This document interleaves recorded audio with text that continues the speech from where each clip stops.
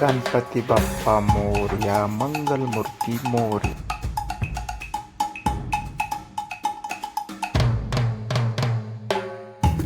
1 2 3 4 गणपतीचा जय जयकार.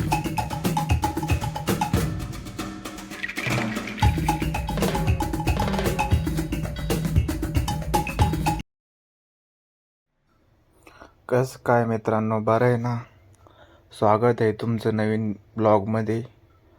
आज गणपती विसर्जन आहे. गणपती बाप्पा चालले आपल्या गावी.